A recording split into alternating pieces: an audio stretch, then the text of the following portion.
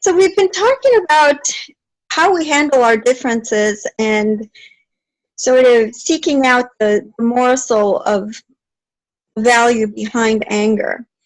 Imagine what it would be like if instead of spending hours disputing with someone that we love about our differences, or maybe even days, or sometimes in life, those arguments can carry even longer than that. Yeah. And it's painful. Imagine bringing it down to a simple statement like, as soon as you detect a difference, call out from inside yourself the value that you recognize. Nice. So that in a moment's notice, a difference points to your value and you recognize it and you honor it and you say, honey, what would mean the most to me is if we could make it safe to get to this place. Yeah. Would you help me with that? And then we create an invitation. And then whoever it is that we're facing and looking into their eyes, they get to feel a part of that value because they're brought into a process rather than feeling like an opponent. And it's no longer a competition. And there's all of a sudden, we create the vibration of love. Ooh, so beautiful, Adriana. And that is so unique to the work that you do. I love that. Mm-hmm. Well, I'm glad you resonate with that because I feel so much better than competing for when do I get to say my bit and are you going to listen and how do I get your attention and I got to speak louder so you can really hear me and this back and forth and imagine how much time we would save in our relationships. It doesn't matter whether it's our partner or other folks in our inner circle. Imagine how much time we could save and energy. Yes. Misunderstanding. Yep.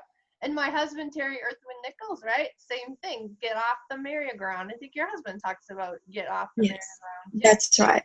That's right. Oh, I love that. That's beautiful. It is the merry-go-round because we could short circuit a lot of that nonsense. Right. You just let it fade away by focusing on what it is that matters most. And that's something that can't be just up here.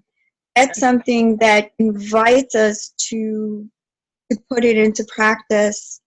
It is very empowering. It requires action. It requires something Paul and I encourage couples and families to do, which is the invitation process. Mm-hmm. How can we make this a two-way thing or something that works for all of us? And it isn't, surprisingly, it isn't important that every single word we say is heard, so long as the most important value is embraced by those we love. Well, the number one thing for humans is to feel safe, and the second is to be understood. Do you agree? That's right. That's right. So Carl Jung said, loneliness is really nothing more than feeling that those who are around us don't understand and don't embrace what it is that matters most to us. That's just that's power on steroids, powerful. Yeah. And that is, reminds me of the vibration of love because that's how when we flip that around, it is what gives us connection to one another. If we can, love is very much connected to heart, and heart is very much connected to human. And it's not just about like walk at the level of your soul, like I always say, get fully embodied, blah, blah, blah. It's also about addressing the human needs, if you will. And that is very much of the work that you do, honor with your humanness, right? That's absolutely right. Absolutely right. I love it. Okay. Yes. Want to do more on that? Go ahead. Oh, I was No, gonna say, that was the thought. That was the thought, that that's how we create a vibration of love, by bringing forward something that we can both partake in, something that we both value, yeah. and make it a shared experience. Yeah.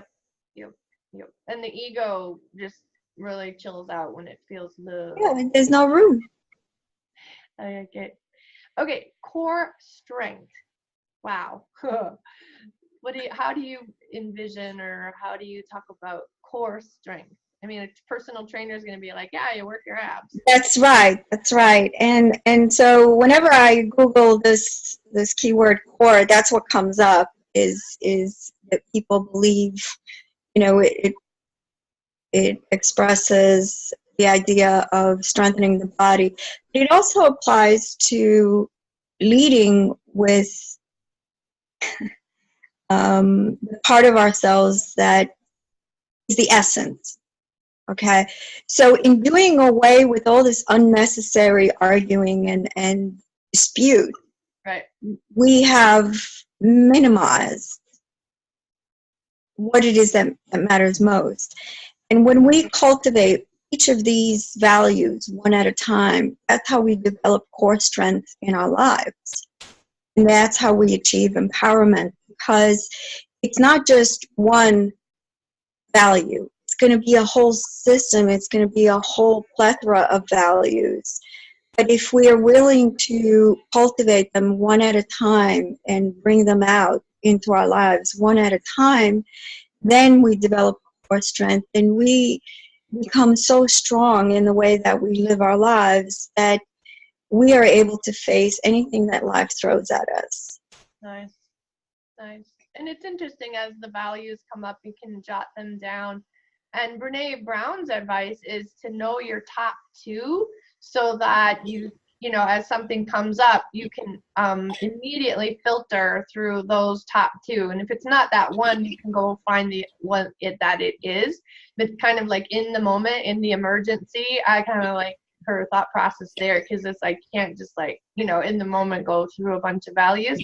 And being open, and like your husband Paul Smit talks about, allowing in the moment a value to come up, take a look at. And then I love your wording, how you do the invitation. Will you say that again? What, like, if something comes up and you invite Paul to say that wording again? Yeah, it's interesting. That's part of his allowing teaching, and it's an idea that he shared with me early on, before we even got into a relationship with each other. And it came out of a story from a challenge that he was having in his relationship with his daughter, and there was a lot of fighting, and the way that he handled it was just so beautiful. And it was a lesson that he said he learned the hard way. But after that, he turned it into a practice of inviting. And no one wants to feel forced. No one, no partner, no child, no one wants to feel like obligated. Right. Or so, labeled, right, Adriana? Or labeled. Or labeled, that's right. No one wants to feel labeled. No one wants to feel like, their will is interfered with. They don't have a choice. So what we do in creating an invitation to those we love is it becomes open-ended. Right. There's no need for this tit for tat kind of business. Yeah. Like a lot of the models of marriage that I and couplehood that I see out in the world today are, is he doing his 50%, or is she giving it her all, or you're not quite at 100% contribution in the relationship. There's no need for that kind of thing, because we're not here to govern each other. Mm-hmm. we are here for the privilege of being a part of a loving experience, and it's a privilege. I love how Gary Zukov also explains it in similar terms. The principles are there for truly empowered relationship, because it's spiritual, and there's no need to control another individual. It even takes me to rape culture. Like, well, what was she wearing? Like, she deserved to be raped. It's like, really? Steve Marie talks about being in bed naked is still no excuse for being raped. Yeah. Have on. Rape's rape. That's the power of free will. See, oftentimes we don't understand in our relationships because we're not conscious in our relationships. So we fail to honor each other's free will. Yeah. And the invitation is all about honoring and celebrating free will, because if I invite Paul into an experience with me, I celebrate the fact that he can choose. And I would much rather, I mean, that's what falling in love is all about, a willing participant. Someone who willingly comes into your field and just adores you. Yep. And rather than someone that, you know, put in place to fill that role. Right. That's no fun. Yeah, So when the marriage vows happen, though, it's like we go on this like old paradigm wheel of, okay, now that we're married, now I gotcha. So now I have permission to change ya. You know? yeah. And I remember walking past Terry's office and like, he said something. I go, knock off that husband shit. And he goes, knock off that wife shit. And I go, yeah, what is that? You know, and to look at that, it's like, that's disrespect. And it's like, Yeah. okay, well, then let's just not be husband and wife. Let's just be lovers. Like, we didn't come together as lovers just like you and Paul didn't, you know? So Yes. Yes. It's so silly. The old cultural ideas, we can like ride those patterns all of a sudden. It's like sad. Yes, it is. And that's how people wind up feeling so lonely over time, is because the control, no one can exert that much control over another individual. And no one wants to feel compelled and obligated. You know, so the strongest relationships, the ones that last the longest, are the ones that are resilient over time. And you don't get that strength. Yeah, absolutely. By control. You can only do that by cultivating the core values and embodying them in life, and being willing to be open enough to, you know, invite our loved ones into the process.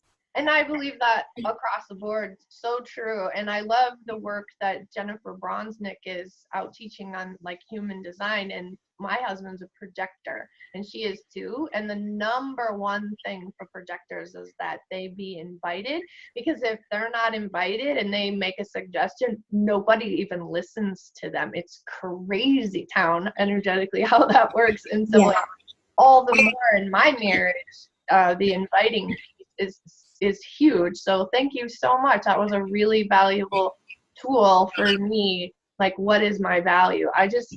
That's beautiful. Thank you. You're welcome. It's a pleasure.